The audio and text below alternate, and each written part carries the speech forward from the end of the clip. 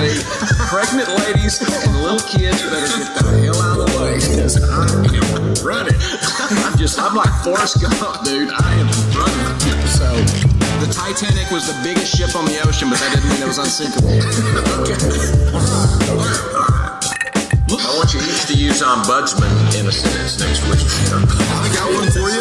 My name is Kevin, the official ombudsman of the Just Press Play podcast. You like apples? Welcome into another edition of the Just Press Play pod. We are missing Pops this week. He's out in Colorado doing who knows what, watching Peter Frampton. But we got Hannah joining us. It's me, LJ, and Hannah. What's going on, guys? Hello. Oh, just kicking it. Just kicking it. It instantly gets better as soon as we add Hannah to the pod. Right. And then I don't want to say anything about that, but I think we got a pretty good three going here. So, and it's a big week coming up. We've made it through the final weekend without football. Wow. After this, we won't have another weekend without football until like February 8th of 2020. Yeah, I hear there's a game tomorrow even. There is a game, I think. Aren't the Broncos? Yeah, they might be playing the Falcons. Yeah. Okay. And then the next day, Pat Bowlen and Champ Bailey make it into the Hall of Fame. So it's a big weekend for Broncos fans. Pretty big weekend. Yeah. Does Champ Bailey, I mean, he goes in with the Bronco jersey, right? Not a Redskin. Yeah, he does. Yeah. I remember that was the first. I mean, I didn't realize we would start the pod talking about Champ Bailey and Clinton Portis, but that was the first big trade I think that I remember. Like, yeah, Champ for Portis. I was watching ESPN, I was like, "Whoa, Champ and Portis!" And it was just. I mean, that felt like a real big blockbuster player for player trade. Where normally it's like picks. Tell me, I mean, to date, that's still one of the biggest trades of all time, right? Of a player for player. Yeah, I think so. I mean, a lot of times, like you get like the Amari Cooper trades every now and then, and the Randy Moss trade to the Patriots. It seems like it's picks. Yeah, exactly. And that was a big where it was just like one of the top running backs in the game, because Clinton Portis at that point was on fire. Oh, yeah. He had that crazy game where he ran for like six touchdowns and put the WWE belt on. Yeah, right. Yeah. And then so that was a huge trade, and it really worked out. I would say it probably worked out better for the Broncos, considering Champ was probably the top corner. But Clinton Portis was really good at the Redskins. I mean, he held that team together for a little while. They had nothing else really going for him. So, yeah. No, I agree. That was a good trade for both sides, which is rare for a player-for-player trade, too. Yeah. It's clearly just a quick thought I had. It's clearly a slow sports week as we're waiting for football to start, though, because literally for like 4 days now, the top headline has been, "Is LeBron James a good dad?" And it's because it's all stemming from, I don't know if you've seen the video yet, but it's all stemming from, he was at one of his son, LeBron James Jr., Bronny James. Right. He was at his son's AAU game, and his son's like 14 or 15, still pretty young, but dunks in game. Like it was a big dunk I think it was the first time he actually dunked in game. Right. And it was kind of a game sealing dunk. And LeBron like kind of lost it and stepped on the court a little bit, but was super pumped for his kid and all this stuff. And then apparently before the game, LeBron kind of got in the layup line and dunked it a few times. And now people are like, oh, he's being a diva and taken away from the spotlight because he's happy to see his son dunk. I don't know. gosh. That's a dumb argument, first off. But second off, yeah, you're exactly right. The idea of covering the story at all is like sports media gone mad. It was funny over the weekend. I want to say I think it happened maybe Saturday, and it got big on Twitter, and it was more like people cracking jokes and having fun with it. Like, look at how excited LeBron is. And then like, I think LeBron lost a shoe, and it was more like Twitter had fun with it. Right. And then of course, Monday morning, the hot takes came out, and Jason Whitlock was like, he's addicted to fame. And then some other guys were saying he's a bad dad. And it's like, there's a lot of kids that don't even have a dad at the AAU game, and LeBron's out there like celebrating with his son, and is just that pumped to see his son dunk. Yeah. Slow week. And then, but did you see the week? I can't get more excited than this. Apparently, John Gruden. Oh God. Making a headline. Oh God. He said that Nate Peterman guy is really starting to turn on him. He really likes what he's seeing from old Nathan Peterman. I love it. The goat. I love it. The Bill Goat. Could we see a Nathan Peterman sighting at some point this year? Oh, man. That would be fantastic. I mean, that would be the best thing that's ever happened to the Raiders, in my opinion. And then as soon as we see Nathan Peterman come in and he throws an interception within the first pass, probably first or second, and somehow can get back, because he does need to throw a pick, I think, to get back to the lowest QB rating of all time. Yeah. So we do actually need to see him. And then if the camera would automatically have to pan straight over to Antonio Brown. Yeah. And that blonde mustache or whatever Mr. Big Chest is wearing at the time. Yep.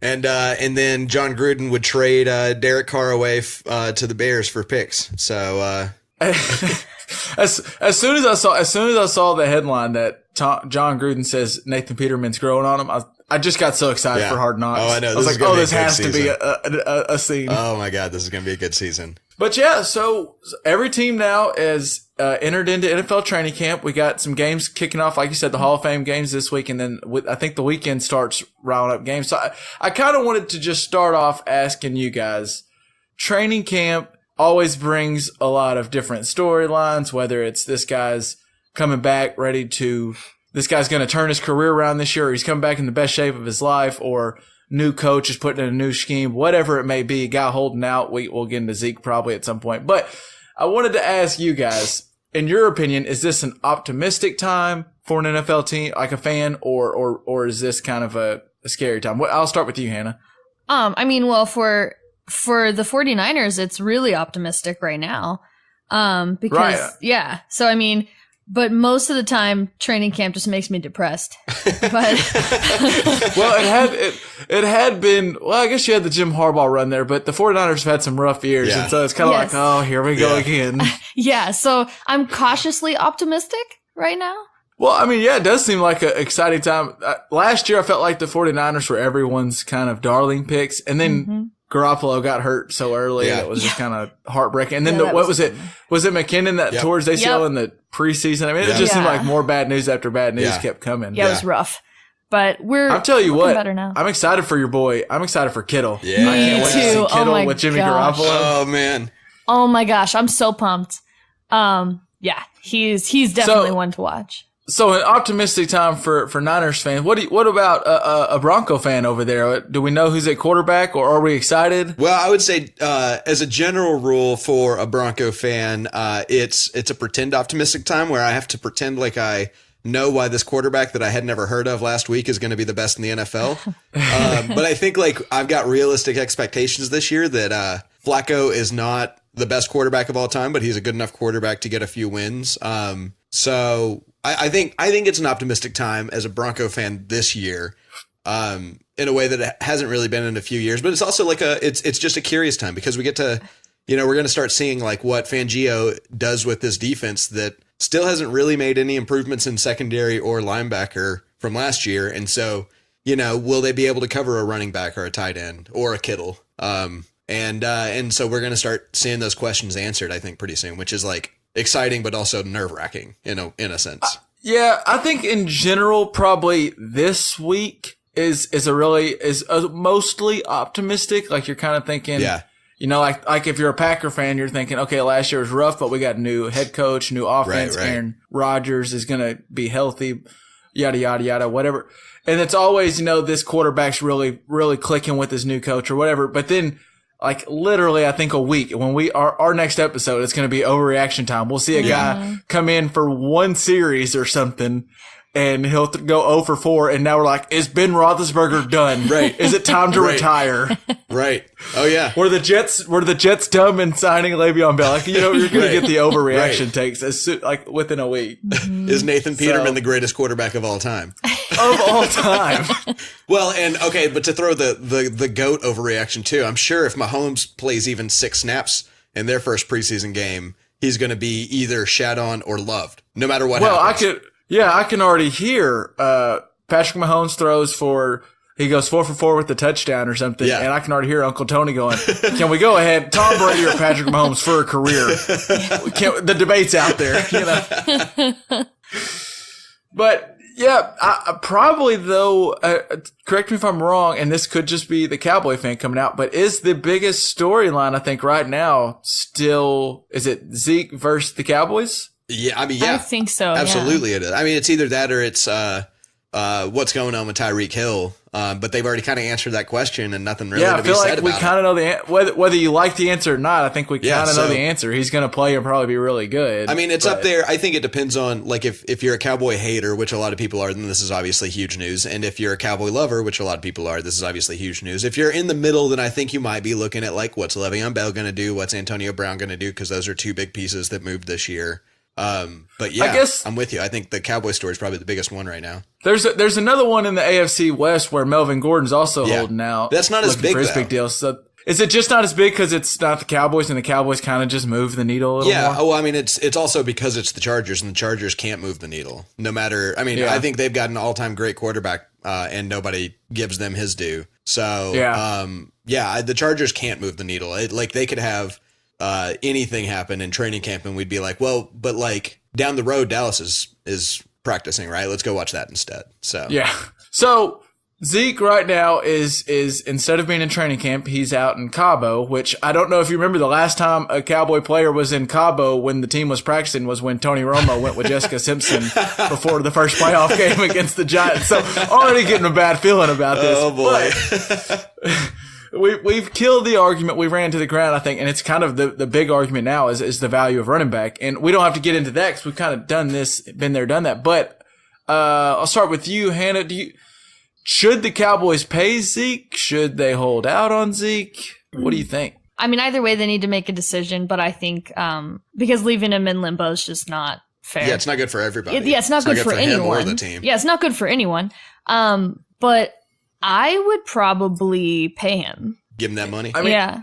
Well, I would. He seems like a pretty important part to the team. It's funny now, as soon as he's out now, you have the people on every side. And you can go either way. I think the argument's funny. You can say, well, Zeke's good because that defense is really good and it lets him wear down the defense or Dak's read option and the legs kind of help Zeke out of that offensive line. But then to that same notion, if you're on the other side, you can say, well, the defense was good last year because Zeke's winning time of possession and they're running, so they're fresh legs. Yeah. I think the argument, it's really interesting to me because I think you can argue both sides really strongly. Mm-hmm. LJ, what do you, I feel like you're usually skeptical of paying the running back. What do you think? Well, I'm actually, okay. So my first reaction is I saw Jerry Jones said like 3 days ago, something that you don't need a rushing title to win the Super Bowl. Right. You don't need to have, he came out and said you don't need to have the rushing champion to win a Super Bowl. So, you don't, and he even, I think, said you don't have to have an Emmitt Smith anymore. You don't have to have Ezekiel Elliott. Well, so. Which is like, whoa, you're taking a shot. To that, they've won 3 Super Bowls under his tenure, and all 3 Super Bowls they had the rushing champion. But you did mention that, it's a different era.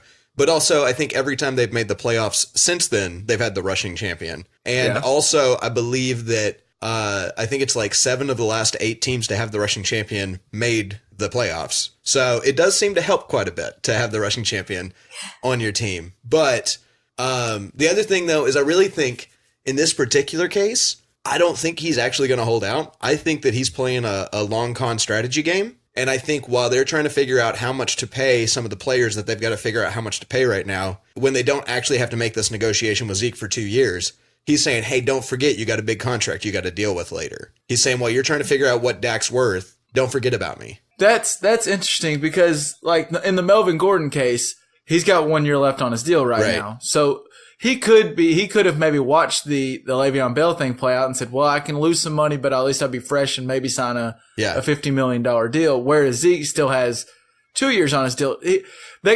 Zeke still hasn't signed a big deal yet. So if he were to hold out 2 full years and get fined every single week for it, because the Cowboys can fine him, I think, for not showing up. Right. I think you're right. He's not sitting out for 2 whole years.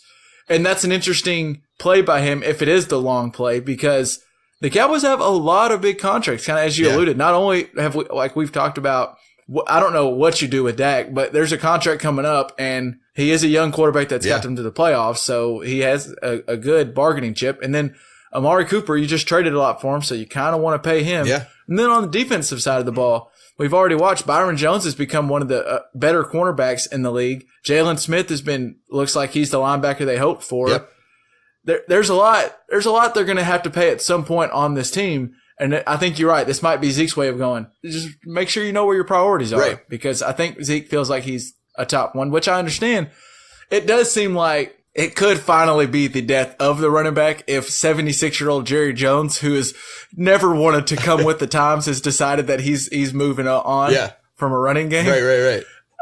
But those comments really kind of confuse me, because if that's how you feel and you don't need the rushing champion to win a Super Bowl and you don't have to pay the running back, why do you take Ezekiel Elliott at the number 4 pick? That's a great question. And I think that kind of shows how much he's actually wrong about this. I think running backs are a lot more important than we pretend they are lately. Like, I've been kind of on the side of like the running back's not the person to go with. But the more I think about it, the more I think like the most effective play in the NFL right now is not, run 4 wides and play a spread offense. It's play action pass. Which, to make a play action pass work, you've got to have a strong run game. You got to at least have them fear that you might run it. Yeah. Right. So, I think it really does matter having a great running back, even if that great running back isn't getting, DeMarco Murray carries or anything like that. It still matters. It's a big deal. It just seems silly to go on that. Like, when you draft Ezekiel Elliott 4th, the best case scenario is he becomes the best running back in the NFL, really good.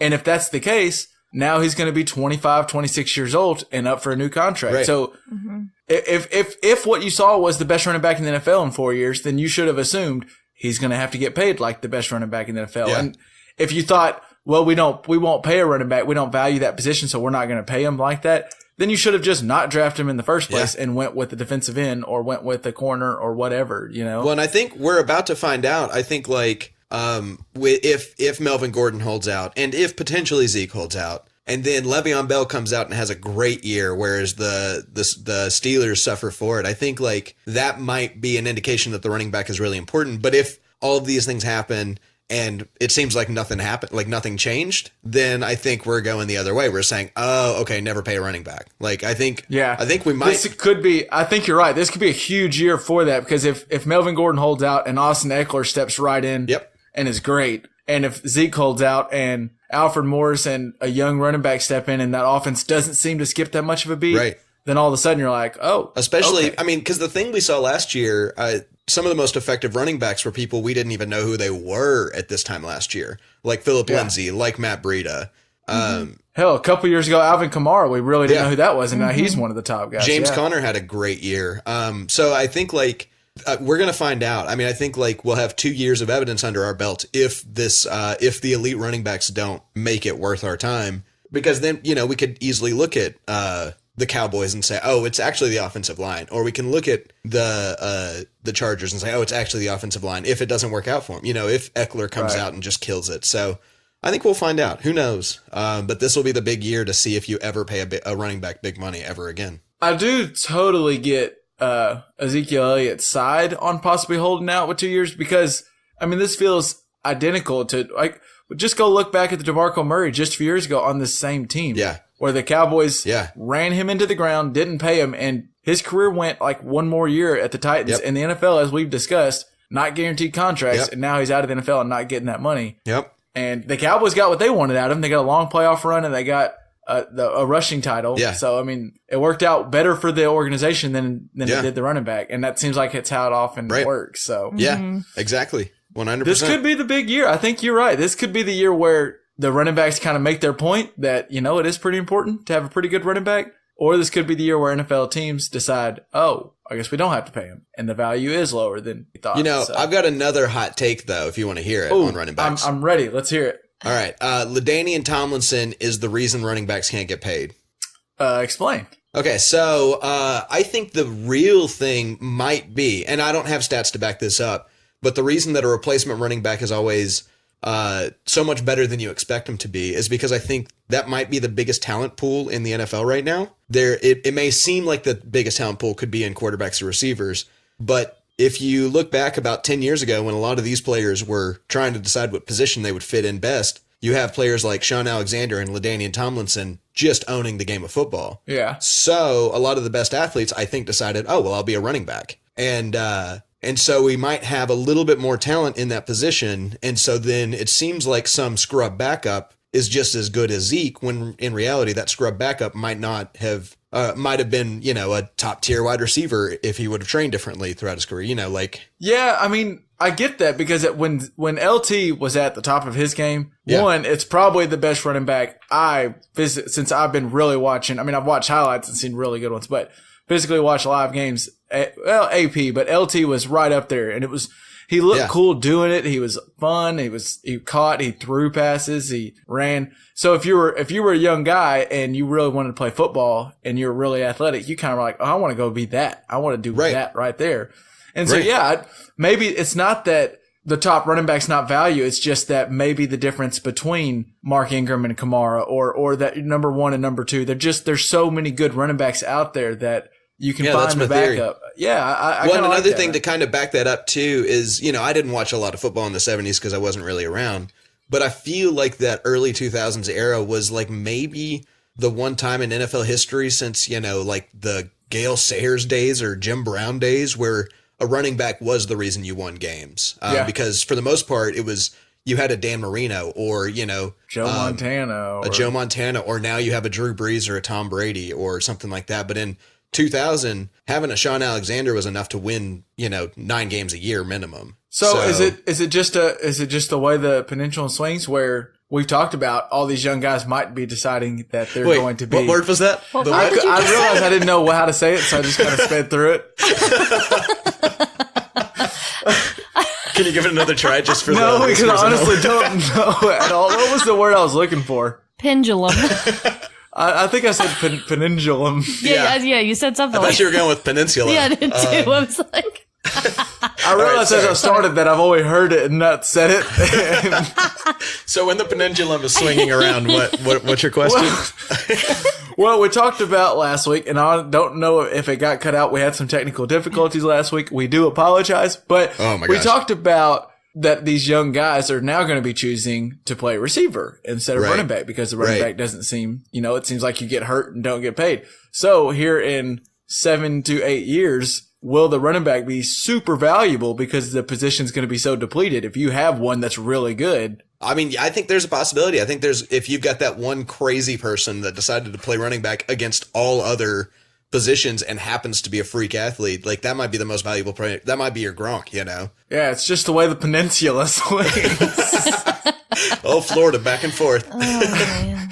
Is there any other big training camp things like storylines going on here as we get ready to start preseason that's kind of caught y'all's eye? Well, I have a question for you guys. What player on your team is like the first player off your board in fantasy, and what player is going to be picked way too early and way overrated? Now, what player on our specific team is like what player on the Cowboys? I'm asking you about the Cowboys, her about the 49ers, and me about the Broncos. All right, Hannah, start with you, the 49ers. Okay. So which one? Who do you want to pick off the board first in your fantasy draft? Kittle. Kittle. Good answer. Yeah. I would pick up Kittle first. Yeah. I was hoping I was the only one really like loving Kittle. And I think like I think it's a universe. Like I knew everyone liked him, but I was thinking Kittle could be awesome with Jimmy G. And I think like that's a very common thought. Right. Oh, I think so too. Yeah. You're not the first person to think that. So who's a person on the 49ers then that is going to get drafted way too early that you're kind of like, well, maybe they should hold off on that guy? I mean, I think I don't want to think this, but my gut is Garoppolo. Really? Yeah, my gut is Garoppolo is not going to be as good as everyone's expecting. I think he's still going to be really good. I thought you were going to say Breida because of that crowded backfield. No, I have faith in Breida. You have faith in Breida, I love but not Breida. Garoppolo. No. Wow, interesting. I mean, I have faith in Garoppolo. Don't get me wrong. He's my boy, and I want him to do really well, and I hope he does really well. Interesting. But I feel like I just have a feeling that he's not going to do super well. Interesting. It was kind of interesting. I was wondering as we were having this conversation, and I saw her brain working. Is it possible that Kittle could be the answer for both? Because he's the guy you want the most. Yeah. But if we're all in agreement that he's awesome, what if he Yeah. goes super early and you just you need to probably convince yourself don't let your heart get in there and pick him in the second round or something. Yeah. I seriously I thought about that too, but I don't know. I think he'd be worth to pick up in like I think he's honestly worth first or second round pick. He's awesome. I think, I don't know. We'll see. But my eyes on him, and I'm worried, especially after talking to you two. Yeah. I think there's a lot of eyes all over Kittle. So we'll see, especially with Gronk out, who's going to be the next tight end that dominates. And Kittle's young. Shanahan likes the tight end. Jimmy G. We'll see. For the Cowboys, the player, I guess everyone's probably a little scared about Zeke, you know, just right after what we saw with the whole Ezekiel Elliott. But I think I'm with you. I think Zeke's probably someone, I think Amari Cooper is going to go too early. I think after how he ended last season, I think people are going to be all on him for a wide receiver 1, and he could possibly be. But those are the two Cowboys off the board first. There's no question about it. I think it goes Zeke and then in another round Cooper. It's possible. It's possible. I think Zeke could actually be a really good value pick just because people are scared of him. And if he plays, if he drops to the end of the first round, I mean, he'd be hard to turn down, even if he does miss 2 games. But if he misses 15 games, we got a real problem. But actually, the player from the Cowboys I think I'm interested in, and probably I would probably eye towards, is I think Dak Prescott. I don't think he's the best quarterback in the NFL by any stretch, but I think he gets drafted super low, and he always gets a bunch of rushing touchdowns. And we just mentioned the 2 skill players he has that are going to go really high. He's got some skill players to throw to. Yeah. I could just see him I don't think he'll be the number 1 quarterback, but it wouldn't shock me if he's 4 or 5. Just, he never goes crazy, but he always ends up with 15 to 20 points. Yeah. And I think he's going to go super late because everyone thinks he's overrated. So yeah, I would probably, then again, Jason Witten's out there. Jason Witten's back, baby. Back, baby. LJ, what do you think? What about the Broncos? I mean, do we have a Philip Lindsay again this year that could win me in my draft? Well, so here's what I'm going to tell you. First off is I think Philip Lindsay is the drafted player for the Broncos this year, because I think obviously, just like you said, like you guys have both talked about, hype players who haven't really gotten to show off more than season's worth of goods yet. But also, I think Royce Freeman is looking good in camp right now. So I think they're going to legitimately. Royce Freeman last year, and then Lindsey just completely took all the carries because he was so awesome. I think they're actually going to split carries this year, which was the plan last year. But Freeman wasn't quite ready for it, and I think he is this year. Which I think means for me as a Broncos fan, Philip Lindsay's still going to be just as much my favorite player to watch on any given Sunday. But a fantasy owner, I think, is going to be scared to have him because he's going to be that, could be 20-point game, could be 3-point game, just because the usage is going to be split up and he's that big playback. So I am a little worried about picking him too early. Like, I'm going to try not to pick him too early. And I can see him going early because, like you said, one, he was great last year and fun to watch. And also his story was so cool. You rooted for him. So everyone loves to have a fantasy guy that's good. And also you enjoy rooting for him, you know? Yeah. Well, and the other thing that's going to rise his stock, whether or not it's going to matter, is the Broncos were looking at hiring 3 head coaches. And one of them happened to be the guy that they ended up hiring to be their offensive line coach. So, like, he was high on their list to coach the entire team, and he was like, no, I want to be there. I want to coach offensive line. And so I think that bodes well for their run game being unstoppable. But I still think that the splits are not going to make Philip Lindsay a much better pick than he was last year. Last year he was, if you picked him, you were a little bit crazy, which I was a little bit crazy. But So then who is the guy this year? Because last year, right, like you just mentioned, you were on with Philip Lindsay. You kind of said, I like this Philip Lindsay guy, and then he blew up. So is there a guy this year on the Broncos you're kind of excited about? Well, this might be a little bit of drinking the Kool-Aid, but I am honestly... No! Yeah, I wouldn't do it because I got to be unbiased for the podcast. But Noah Fant, the tight end they drafted this last year. Okay, yeah.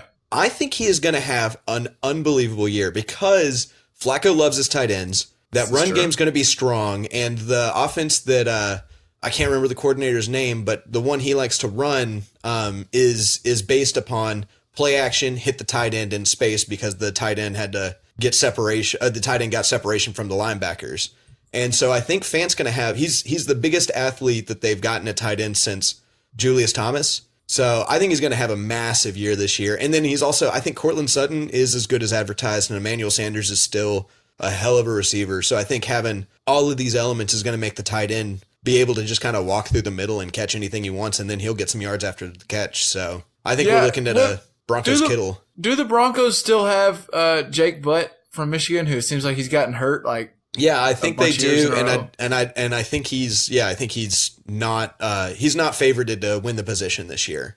There are about 4 tight ends that are really fighting for 2 starting spots, but Fant's pretty much got 1 locked down, and Butt's fighting for number 2. So you start throwing out Broncos skill position players, and we were talking about, is this an optimistic time or not? If and this might be a big one, if Joe Flacco if he can get back to those days where he carried the Ravens to a Super Bowl, there are some guys around them. Yeah, but that danger is, I'm so worried about the middle linebacking in Denver this year. There's really, I like Josie Jewell, but I don't think he's an every down kind of guy. With the boom on offensive coordinators going like crazy because everyone wants that next Sean McVay, I think the Broncos did get probably the best defensive mind in football. So there's that. Yeah. Oh, I agree. I'm worried about the personnel. I don't think they have personnel wise what the Bears had last year.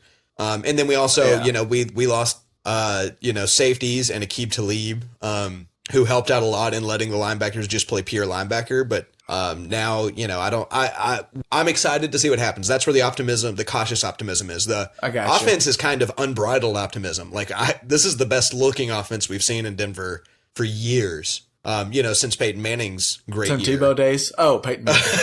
Yeah, since Tim Tebow took over for 8 games and lost none. Well, it is a new season. We talked, you got AB on the Raiders, Le'Veon Bell on the Jets, Odell Beckham in Cleveland. We didn't even talk about Cleveland. But the one thing that hasn't changed is where you put down the money. And this year, MyBookie is the place to bet on football every weekend. They have better bonuses and more prop bets than any other sports book, bar none.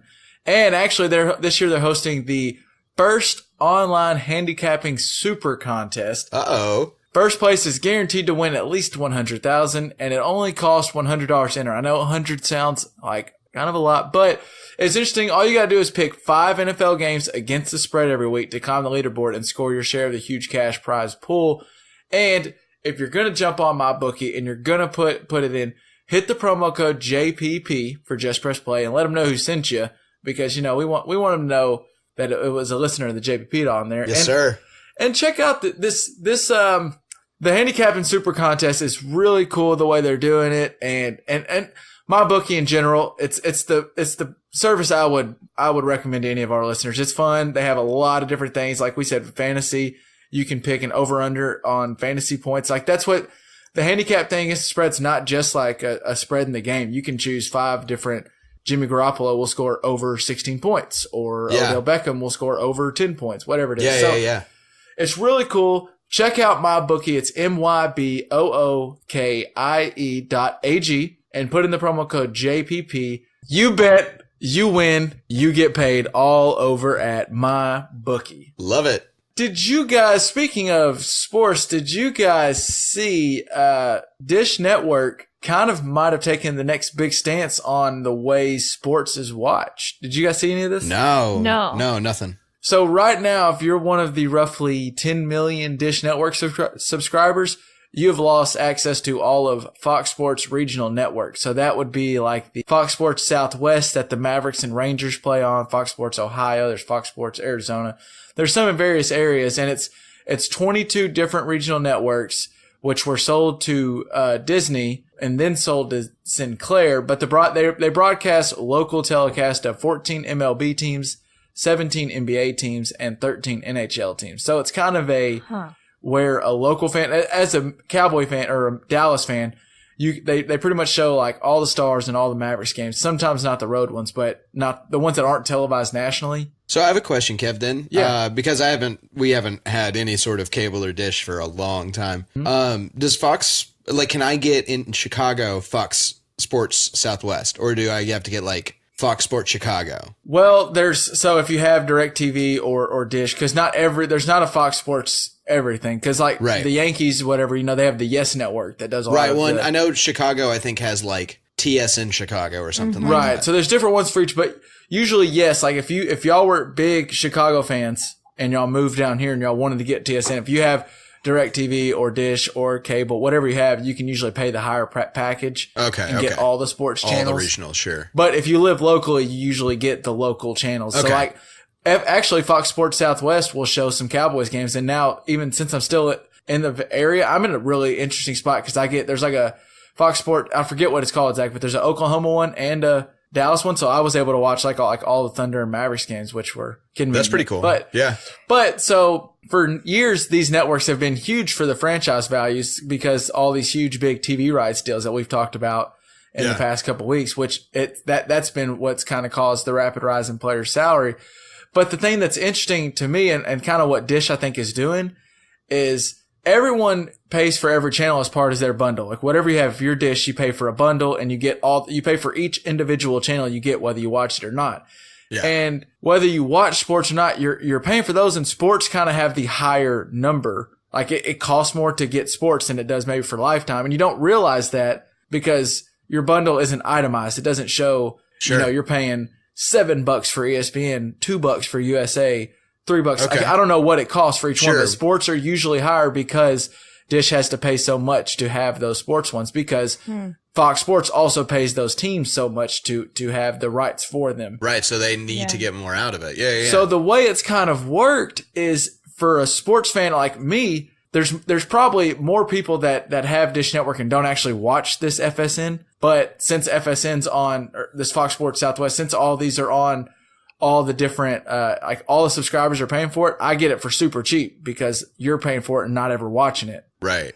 And so what Dish is deciding is by cutting these out, they're saying they basically told sports fans, if you want to go get the Fox Sports channels, go figure out how to stream them yourself. Go get because I think Hulu has something you can do it. There's different streamers that you can pay extra and get these channels. YouTube TV or like Sling TV And so I think Dish is kind of playing a game now, and they're going to see how many people, because by cutting these all out, they can probably drop their monthly cost because now they're not paying for all these sports channels, which cost them a bunch of money. So they're going to say, we'll see how many, because a lot of these people that I think they're saying they've already cut the cord. So the people that are still with us, they would rather just have a cheaper monthly cost. So they're kind of taking and if sports fans don't all leave Dish Network and Dish Network still has good numbers, then you're going to see, I think, a lot of other companies. And where it'll get interesting is how it'll affect ESPN. Because right now, by a lot of people's, and this is what I was getting off an article, ESPN alone probably, if you look, if they itemize it, it's probably costing you $7 a month on your different providers.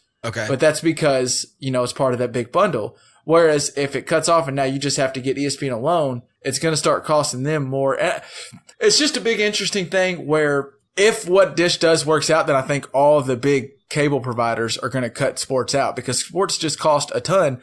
And it caught my eye because literally the only reason I still have a cable provider is to watch live sports. It's to watch Monday Night Football. It's to watch Sunday football. It's to watch. That is interesting. I think like you bring up a really good point. I think that's like what most people that I know that have cable have it for that reason. Most people I know don't have cable, and they're the people that are watching movies on Netflix and Hulu and stuff like that. So, alienating the sports fans is a bold move, Cotton. Let's see how it plays out for them. Well, and the way I think it's working, it looks like Dish is also getting real big. There's the big trade. There's a big merge. I know I'm getting deep in the weeds here, but there's a big T-Mobile and Sprint merger going on right now, and they'll end up being one of the top cell phone providers. And for them to do it, they had to cut off a lot with the FCC. So Dish Network bought like $9 million worth of it. So Dish Network's actually going to end up being the 5th largest cell phone provider after this deal goes through. So they're basically putting their money into they're saying cell phones are the way to go, which probably right. People are cutting the cord, but everyone has a cell phone. Yeah. We're not cutting back on cell phones. So it kind of just looks like maybe this could be the start, because cord cutting's also been huge. But this could be the start where Dish is kind of maybe getting out of the game. Maybe DirecTV realizes. And if a lot of these companies get out of there and start just doing, you're just going to pay for your different stream packages, you're going to go into, which we've discussed. Now I'm paying X for ESPN, X for Hulu, X for Netflix, X for HBO Go. All of a sudden now I'm like, wait a minute. My bill is larger than it was when I was with DirecTV now. Yeah. Well, that's interesting though, because, the common logic I think has been for these cable companies that like streaming is just a fad and we just need to weather the storm. And so the timing here is interesting because they're doing this in the same time that Netflix just announced that for the first quarter ever, they've lost subscribers. Right. So cord cutting, if that's what's happening, if they weathered the storm, then like this is a weird time to like say, yeah, whatever, cord cutters already happened. We don't need to appease them at all. Well, I think what you're seeing is people are cutting the cords at a like actually, I just went and turned in, cause I moved houses and I'm in a place where I have a different provider. So I was going to go turn in my AT&T, and I went to FedEx to go turn it in. And the woman was like, I was like, do I get a tracking number or something to make sure, like when they say, hey, we didn't get it or whatever, however it works. I just wanted to have my receipt. It's like, well, we can't actually give a tracking number because we send them a box of about 8 to 10 receivers on a daily basis. And I was like, do what? It's like, wow. Oh, you'd be shocked to see people are turning these in like by the boatload. We just put a box full of them. So we can't put a tracking number, but we put a receipt on there. And so, yes, people are cutting the cord, but also this is, like you said, the first time Netflix lost. They missed their subscriber goal in the second quarter, losing, I think I read they lost 126,000 subscribers, which sounds like a lot. Netflix has a ton, so I bet they're still doing fine. But yeah, it's right on the heel, or right on where we're coming up, where Disney's about to come out with a streaming service. Warner Bros is coming out with one. Yeah. There's some other one. I don't think people are going away from streaming, but I think people are starting to choose which ones they value. You're kind of choosing now. Okay, I value Netflix, or I value Hulu, or I value, and and we just soon Office will be off Netflix. And I think because NBC is coming out with their own version of a streaming service where they want their own show. And it's going to get, I think within a year or two, we're going to get where like you're just going to have to choose which shows you want to keep and lose. And that's why Netflix, I think, came out with all this original content. And they're trying to get on that side, because all the people for so long, all these big companies like Disney, and like even at one point 30 for 30s and all the Disney movies were on Netflix, because those big companies thought, oh, this little guy, they're trying to be cute with this streaming thing. It's like you said, it's a fad. And then they realized, what the hell? Netflix is dominating us. So now everyone's pulling their crap back and staking their claims. And we're going to get to, it's going to come full circle. It's going to go to where you can buy a bundle from someone, whether it be DirecTV or whatever, where it does, well, instead of paying separately for all these, we'll give you Netflix, Hulu, and HBO Go with Showtime, all for X amount of dollars, or something. It's gonna, it always, the crazy. Peninsula always. Well,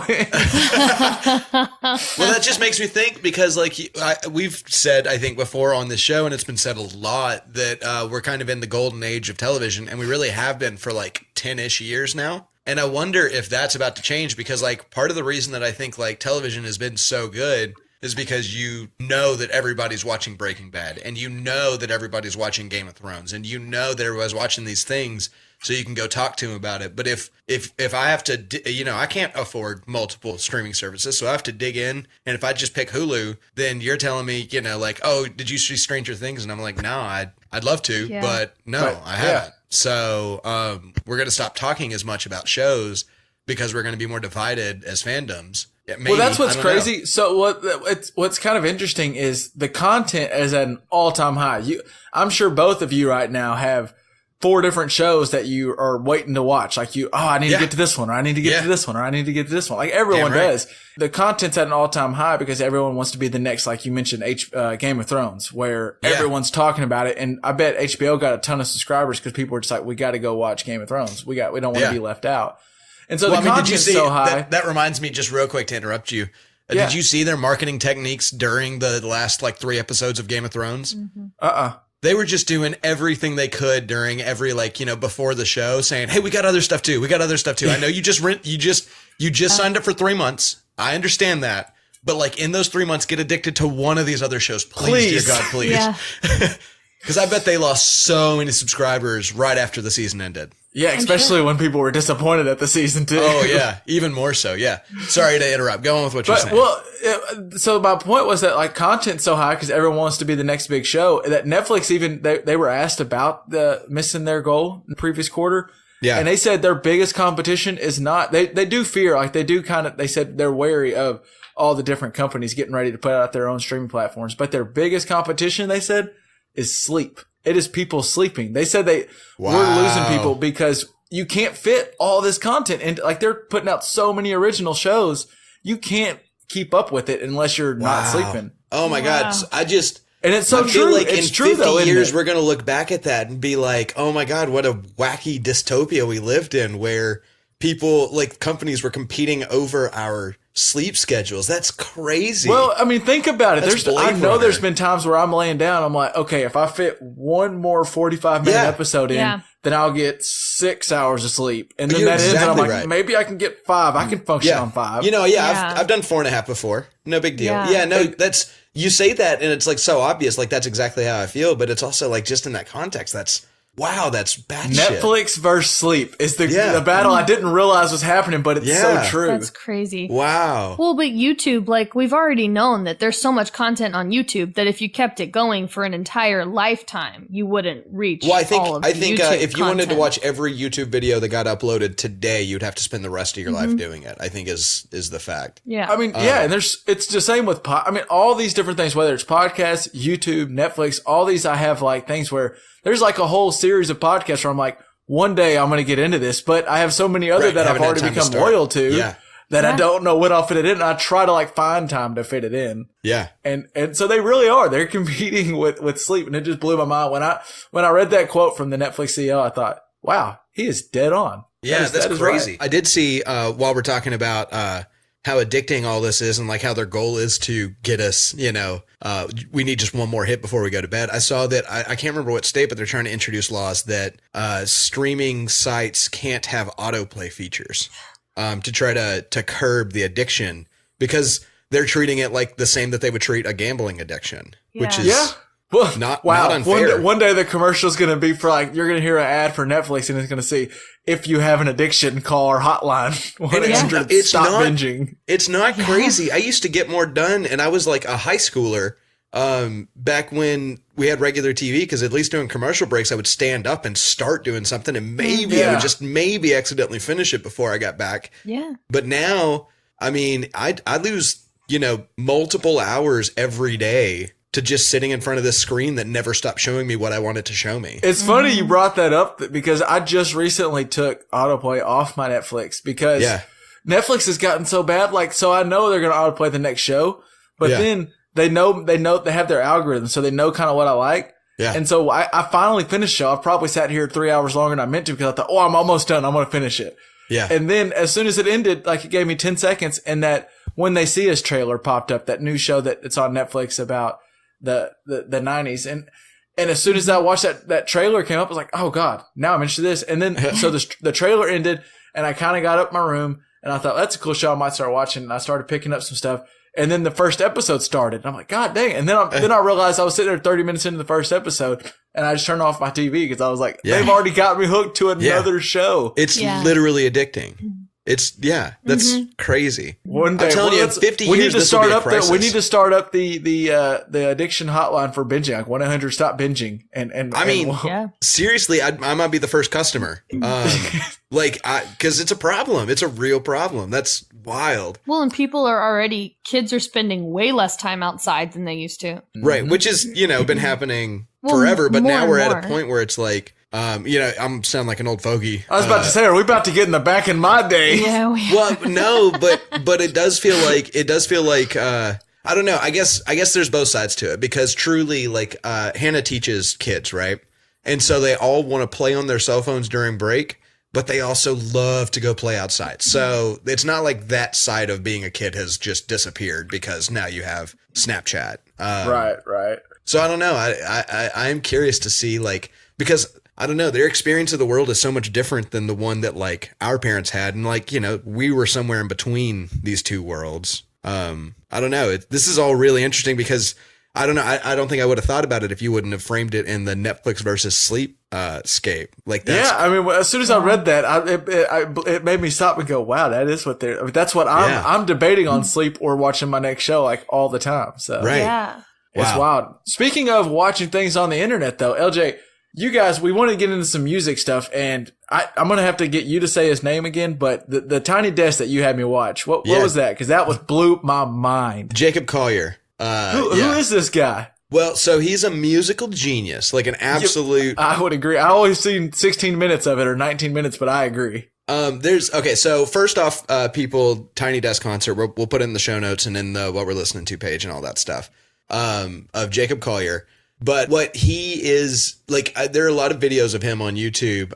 One of which is, Kevin, you mentioned that you had seen that it exists about him explaining musical concepts to 5 different levels of musical intelligent people. And that's really mind blowing to see him talk to Herbie Hancock about, I can't remember exactly what it was, but it was like alternate melodies or something like that. And it was like so far above my pay grade in understanding anything.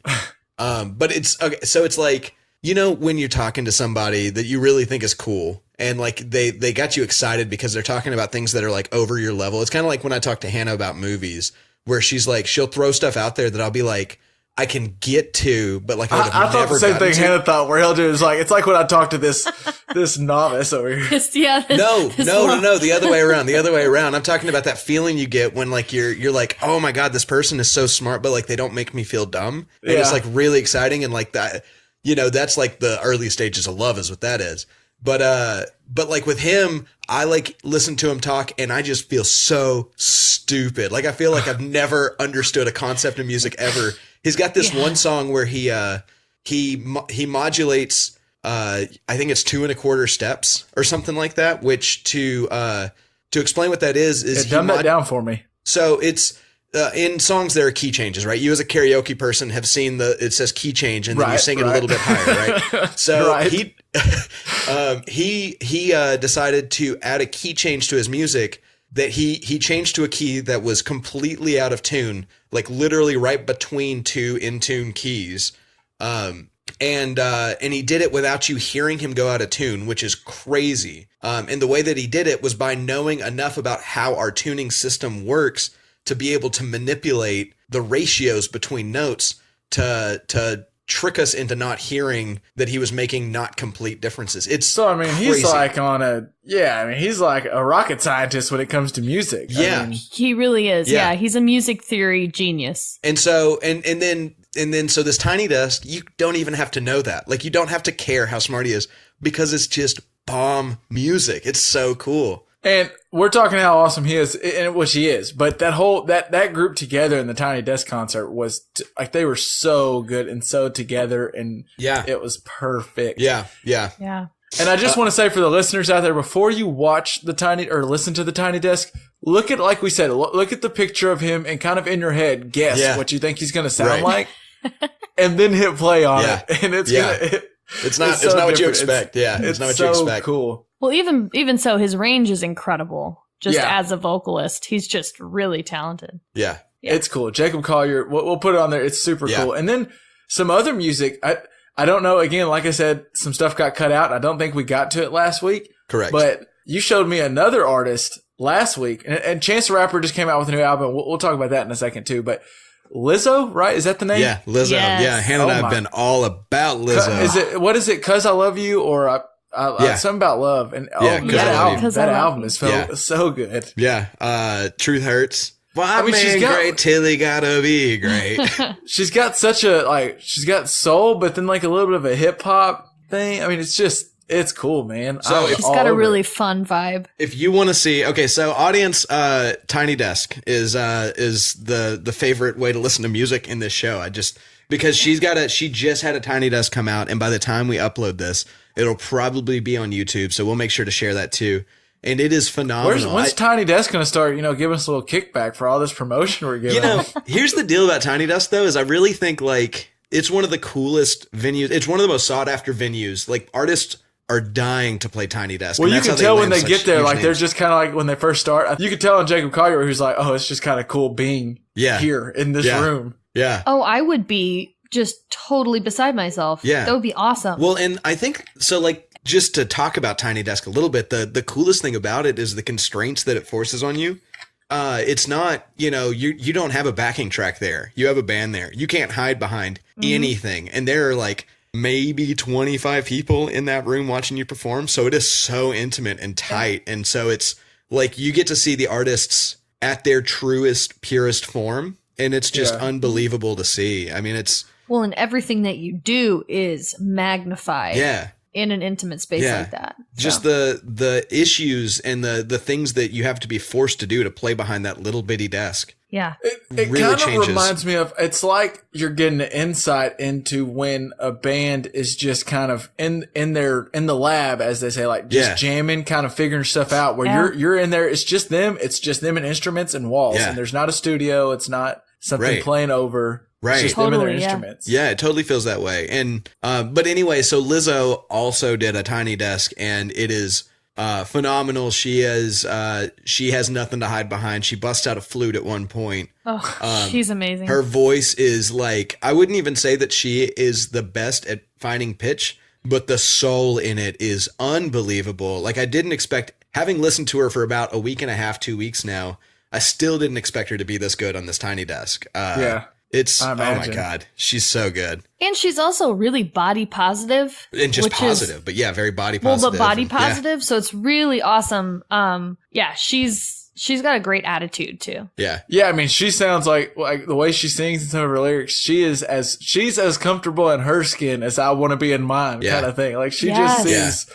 Well, and she has this, she has this, I'm gonna spoil the end of the Tiny Desk. She talks about how, if you can love her big ol' ass, then you can love yourself. And it's like, you're damn right. Like, you're like, hell right. Yes. Yes. I know. Now I want to see, I don't think he's had one. Maybe you can correct me, LJ, but I don't think Chance the Rapper's had a Tiny Desk. Not that I'm aware of, if he has. I could see him on one, because he does some songs with choirs and stuff. I could see him taking a choir and someone. Oh, with, man, that would be the lights. Too much. Oh, man.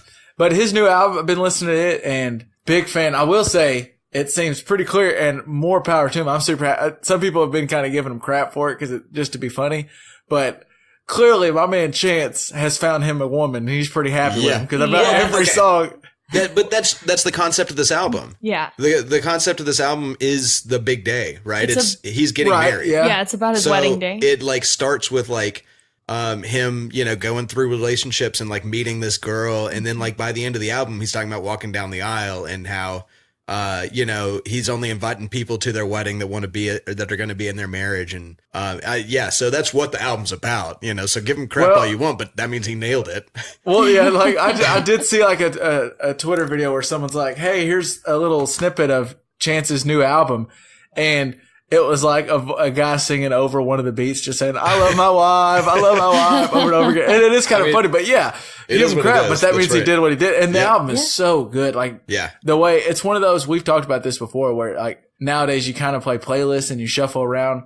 Chance did it once again, where you put the first one on and kind of go through the album, and it does kind of tell the story of it. And it's a long one, I just can't like a guy. I don't think I can like a guy more than I like Chance the Rapper. It's hard to. And then there's so many bonuses on this album. I mean, they've got skits, which I know is one of your favorite things in all of hip hop. Oh yeah, love it. And then they've got, Hannah and I were listening to, I think, the fifth song, and it's got the guy from Death Cab for Cutie, and Postal Service in it, which is that's baller. And then later in the album, he's got Randy Newman. Yep. His features. You've got Nicki Minaj and stuff like that, but you've also got Randy Newman. Who's got a feature with Randy Newman? That's crazy. I did see, though, in the song Sun Come Down on the album, he did make a statement that he does not want, once he passes away, Chance does not want to be performing as a hologram ever. Yep. And if you use his image, you better ask his wife. Yep. And I think that might be my favorite song on the album, by the way. You think so? That is such a good song, yeah. Yeah, it was really good. Oh, man. I learned the chords. I just sat there. I pulled out my guitar after I heard it. I was like, I got to figure out what these chords are, so I did.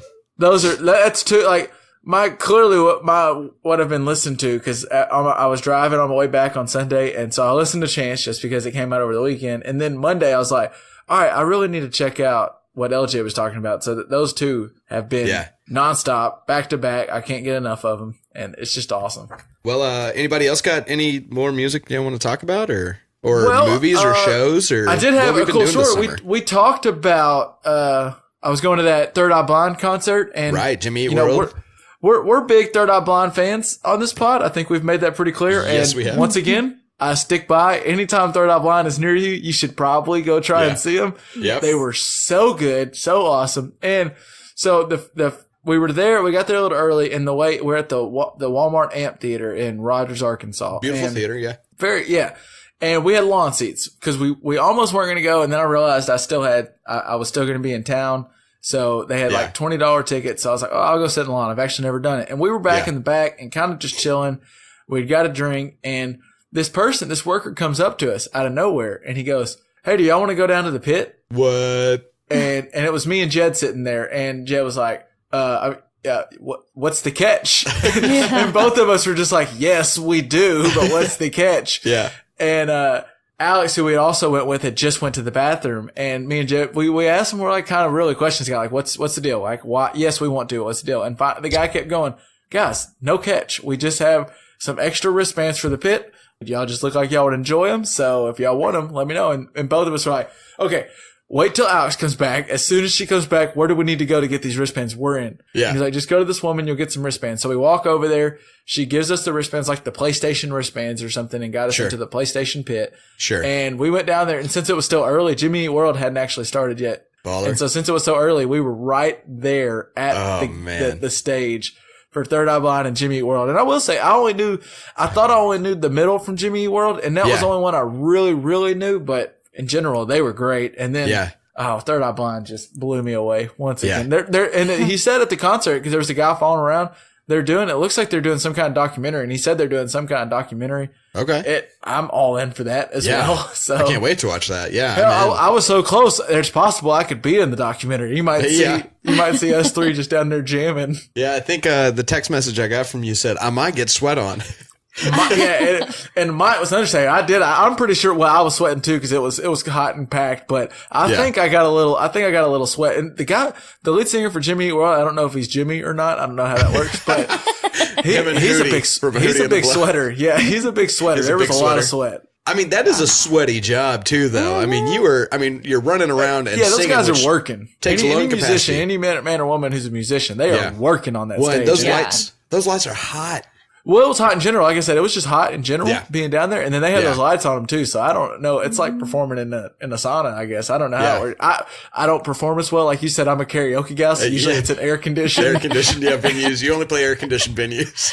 And it's usually one song at a time, not a whole set. Yeah. So speaking of concerts, El, you know, the best place to get a ticket. I'm surely Hannah knows, right? Hannah, you know where to get a ticket at. Yeah. You gotta go over to SeatGeek. And right now, what SeatGeek does is they're making the ticket buying process they're taking all the headache and confusion out of it. And if you go on there right now, what they do is so you go look for a ticket and they're going to put a red dot on there for a bad deal. Like if you're going to be way back in the back. Maybe they'll put a green dot on there if you have a deal that will upgrade you from lawn seats to do you think that lawn had a green dot on it? Yeah, maybe they knew. Maybe they just knew. They were like, this one's an upgradable ticket. You should get it. But that's what I'm saying. It's easy. They got the green for good seats, yellow for okay seats, and the red for the ones you want to stay away from. And right now, if you put the promo code ACAA, you'll get $20 off your first purchase. So hit up SeatGeek, put in the promo code ACAA. Get your first drinks on us. You might get promoted over to the pit. No telling. It's just, it's easy. I tried to buy some tickets through Ticketmaster a couple weeks back, and boy, did I miss SeatGeek. Yeah, I don't want to throw shade at another place, but you know what you're getting when you go to SeatGeek. AT&T, you know what you did.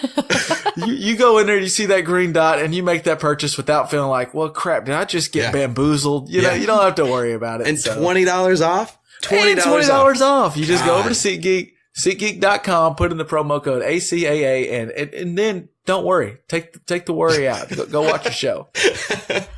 But yeah, the concert was super fun. And then, so I went to Memphis later and we didn't see a concert, but just since we're kind of telling some stories, I had the coolest Uber I think I've ever ridden in. Yeah. Okay. We get in, this minivan picks us up, and you know how minivans often have the little screen that'll fold down? Yeah. This guy had in the middle of the two front seats a Nintendo 64 hooked up. And it was plugged into the screen. And we played Super Smash Bros. And we played Mario Kart. on the ride to the Uber. And we get there, it was like awesome. a 15-minute ride. And we were like, I don't know if I want to get out. And the Uber driver was like, well, I mean, if y'all want to keep riding around, just put in another destination. And y'all can like, well, no, we don't want to keep paying to play Mario Kart, but it is pretty awesome. So then I got his number. Man. He gave me his card and we were going to get him to pick us up. And then of course we enjoyed ourselves and I forgot to call him. We just did the regular Uber, but it was cool. I've never been in an Uber. I've been in some interesting Uber rides where like one had like a little disco ball and different stuff. Yeah. There's been that some was cool the cash Ubers. Cab. Yeah, it looked like it. But this guy pulled up in the van and it was so awesome. I don't know if he had kids or not, but I want to go on a road trip as a kid in that van and just play Mario Kart. I remember those days. Destroying Xbox discs. It reminded me of back in the day when we used to put that little travel TV in between the seats and have the Xbox. Man, and shout out to Mom. That would get pretty hot in Mom's Xterra. And the Nintendo worked a little better since it kind of travels better than an Xbox does. Yeah, it does. It doesn't break games and stuff. Oh man, we're about to have to bust our N64 out. We might have to play some games, it was great though. We wanted to switch and play Super Smash, and he was going to plug it in. He's like, "Well, you got to blow on the game first." And I was like, "My man, my man." Simpler times before we tried all the different tricks and different things to try to get a game to work. I saw you tweeting about the toothpaste. Like I said something to some friends earlier about that. And they were like, we started going on different things we would try to get a game to work, and it was toothpaste on a game. Someone said they used to flush it in a toilet.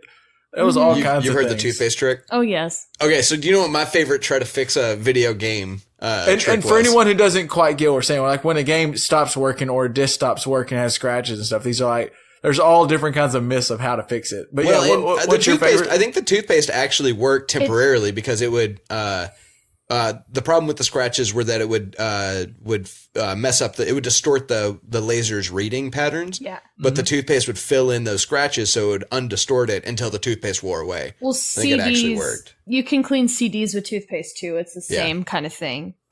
Someone out there listening is like, wait, what? Yeah. What? Yeah. If they still listen to CDs, then again, I don't know who's still listening to CDs. Well, I just thought about that. I aged myself a little bit, but.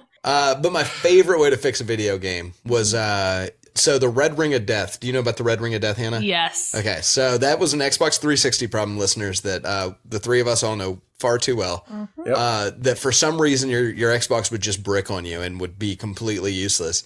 And so my favorite fix to it, I remember Kevin wrapping his Xbox 360 up in towels and then putting it, I believe, in the oven for a little bit. And then you know what? It popped out of the oven and worked. Oh my gosh, that actually worked? Yeah. There's so many different things on YouTube that would tell you to try, and I don't know if they were smart or not, but by God, we tried them. We weren't going to go without playing Madden 2000 for any longer than we had to. There was something on, I don't know if you remember this, there was like, it might have been Andrew actually that did this, but there was the first iPods, those bricks.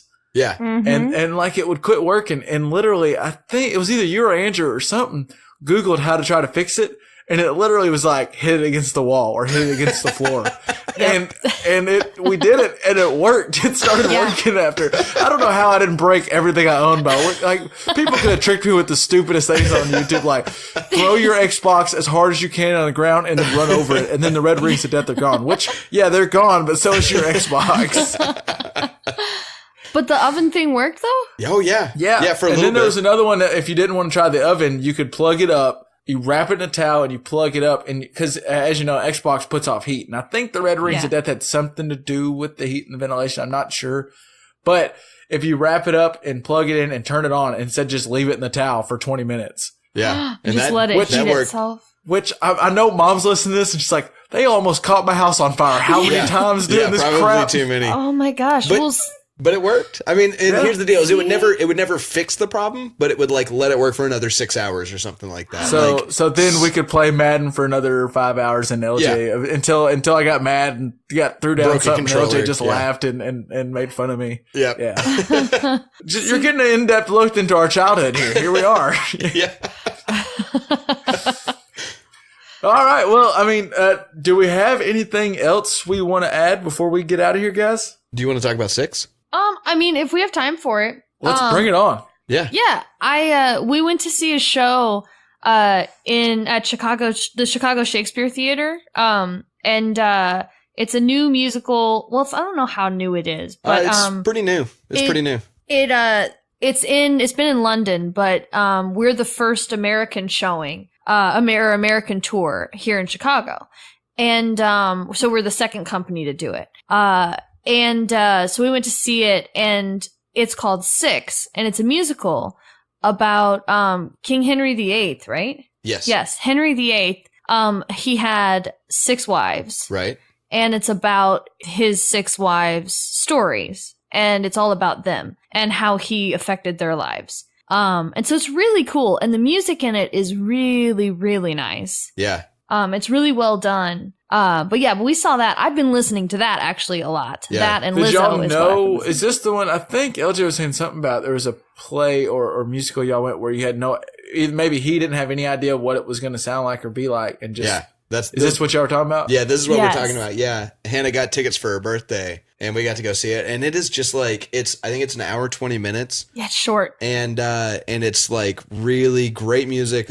I've heard people call it the next Hamilton, and I think that might be an over-exaggeration, but it's not. But maybe. Terribly far away from it. I mean, it's really good. It's an all-female cast, obviously.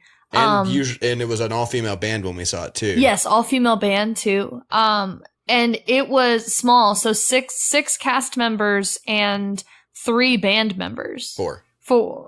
So four members, and one of them is the music director. So it was a small cast, but it was amazing and simple and really cool. The soundtrack, the London version, is on Spotify. Yeah, and it's fun. I mean, it's like there are some really heartfelt songs. Like, what's that one song that you need to learn? It's called Heart of Stone. Heart of Stone. Beautiful song. Beautiful song. And then you've also got songs like Profile Picture. Is that what it's called? No, it's called Get Down. Get Down. And so the premise is it's about Anne of Cleves. Am I correct in saying? Anna of Cleves, yeah. Anna of Cleves, who allegedly did not look quite like her portrait when she was supposed to marry Henry VIII. And so they got a song about how she didn't look like her profile picture, but she's the king of the castle now. Well, she's the queen of the castle in her own castle. She had her own castle. Yeah, when they had their marriage annulled, she got a pretty big alimony out of that.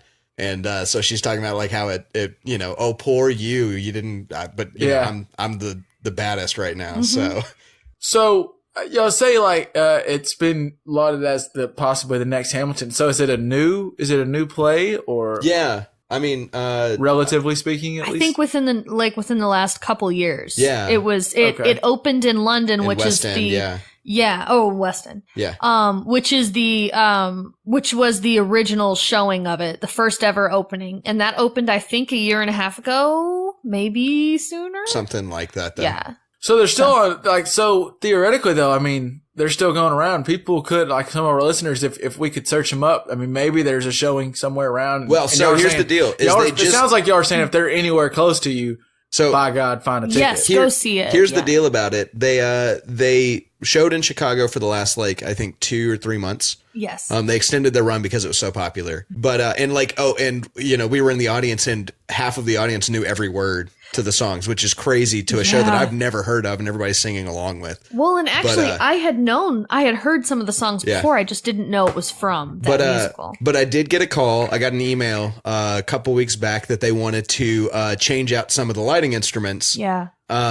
So, they were looking for electricians to help change out some of these lighting instruments so they could put all rentals in instead of Chicago Shake's actual gear because they were trying to get ready to tour and they didn't want to tour with the gear that lives in Chicago. Yeah. So the next few months they're going to be, they're getting ready to take this around the country is what they're doing. Yeah. So definitely look out for it. Yeah. So it's called The Six or Six? Just Six. S-I-X. Yep. Now, last time y'all told me to go listen to just a musical playlist was when y'all told me to just go listen to Hamilton's playlist. And it was one of those, I was real skeptical because I thought, I don't think one, I'm not a big musical guy, but then 2, just the playlist, not actually getting to see it, performance. I don't think I can get into this. And I was wrong. I was wrong. Yeah. So now I have to get into it. I have to go head first. Well, and you'll be missing a little bit. There is a little bit of talking and stuff, but I think you'll get the whole story if you listen. I mean, it's pretty clear. what's going on in the show if you just listen. So yeah, it's really cool. Listen to it in order. It's really cool. Yeah, that would probably be a weird one to shuffle through, probably. I mean, you'd actually still get the gist of it because... they're really just going chronological, right? Yeah, so, well, they're going woman by woman or wife by wife. But in the years that they were actually with him. Yeah. Well, now I'm pumped. I would like to give, as a final what we're listening to, I had to cut it last week, and I really want to give a shout out to this podcast that's being made here in Chicago by a bunch of my friends and Hannah's friends. It's a really fun, creative, interesting podcast. It's called Meet Cute. It's done by, I mean, if you guys have, if you were at my wedding, you met Robert. He's the... meet as in meet someone or meet like you eat? Yeah, and so the premise of it is it's meet like you meet somebody. And the premise of it is like these two podcasts are sharing the same name. One's about romantic comedies and one's like about, the dark bullshit in the world or something like that. And they realize like the first episode is about them trying to deal with the fact that they're because they share a name, they're getting each other's ad reads. And so, like the one about romantic comedies is reading ad reads about like boner pills and stuff like that. But it's a really funny podcast written by some good friends of ours. Like in the audience, like give it a listen. If you like it, you like it. And if you don't, you don't. That's cool. But like, give it a shot. It's really fun. It's interesting. It's cute. So it's fun. Meet Cute. All right. Yeah. All right. Real quick, before we get out of here, we were going to mention it earlier, and I do kind of want to end on a cool note, and we kind of started with football, so we'll end it full circle. There is a super cool story that LJ kind of put me onto about a guy. I think he's with the Browns training camp now. I'll just give it over to you. This is pretty neat. Yeah. So there's this guy named Damon Sheehy Giuseppe. And he, I'll keep the story kind of short. We'll put the video that I shared with, Kevin and Hannah in our notes because this guy tells the story way better than I ever would. And he goes into it for like 15 minutes, but really the story is this guy wanted to be a basketball player and tried out and failed. Joined a JUCO track team, got into a car wreck, got kicked off. Tried out for a JUCO college football team and didn't get told that he was on the team. So he showed up anyway, made the team. He didn't get told yes or no, right? So he just showed up. He got told nothing, which means no. The no call means no, but he showed up anyway and made the team because he happened to show up.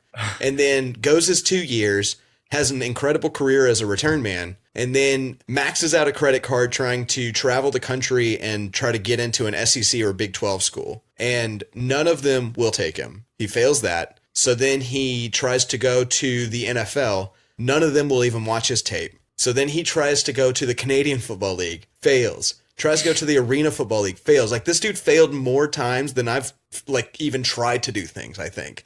And he ends up in a flag football game. And he's talking to a friend and he finds out about this training camp tryout for the Browns in Miami and goes to that, sneaks in by pretending he knows somebody that he doesn't, ends up talking to the guy. He was pretending he knows like Alonzo Highsmith, right? Yeah, like they're scouting their somebody VP of player personnel. Yeah. Yeah. Big deal on the Browns staff. He pretended he knew him, got let into the tryout anyway.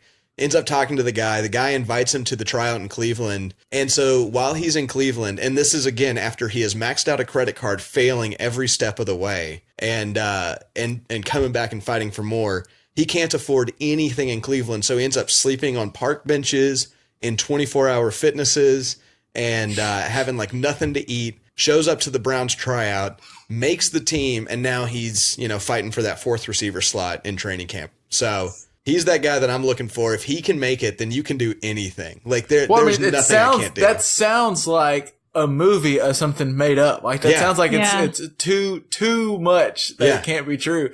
And I think I was reading, or might have been on that video, or maybe when I was reading a little more about him. He went to that Browns camp and ran a 4.38 at the tryout. Right. And you're telling me this guy went and trying out for SEC schools and the Razorbacks didn't go, 4.38. That could be useful. They wouldn't even talk to him.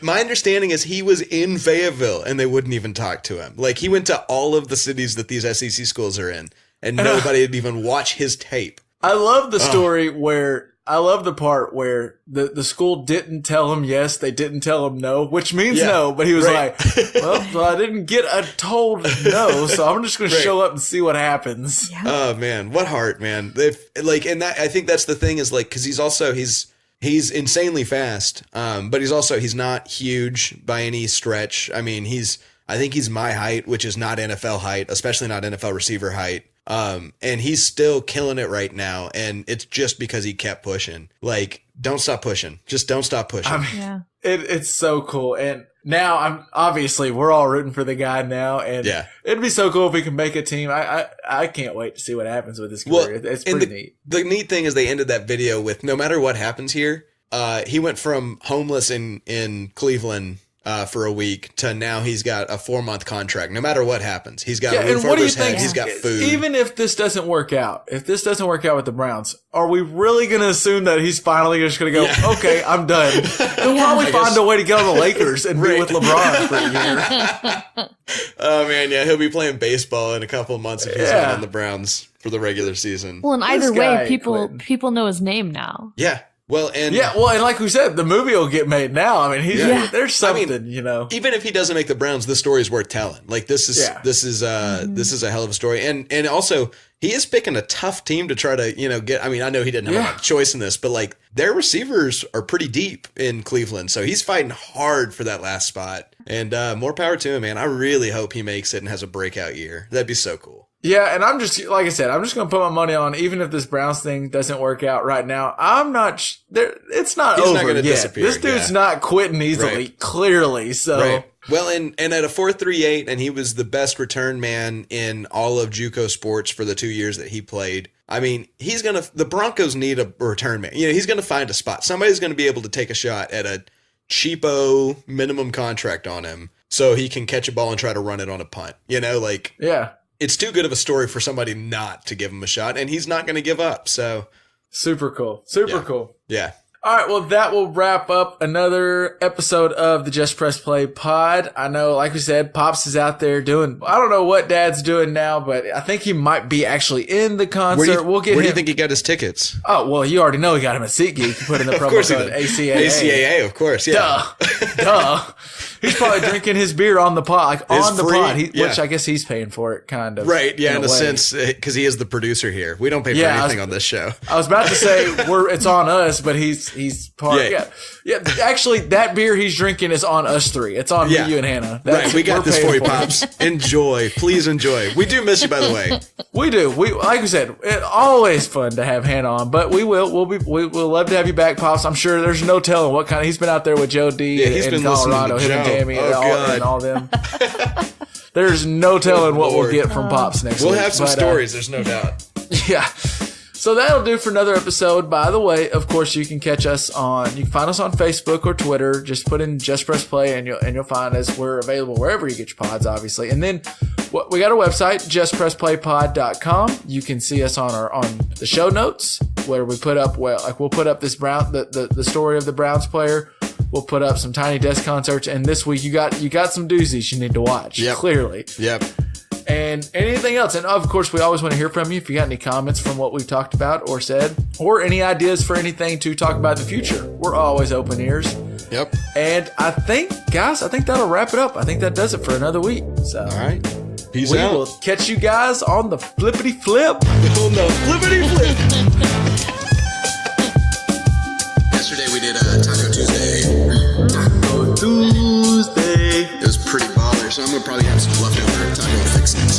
Homemade Taco Tuesday? Oh yeah, dude. Oh, there we go. That's what I'm talking about. Yes, sir. I made the best guac. Yes, she ever. did. Holy cow. I was actually just over this weekend. I was talking to the people who were staying with Ryan's brother and sister. Well, sister and brother-in-law were talking about guac because he makes homemade. He wasn't able to make any at the time. I was asking about homemade guac. He's like, "Oh man, I love it. If you go to the store and you get the right avocados that are like ready to go."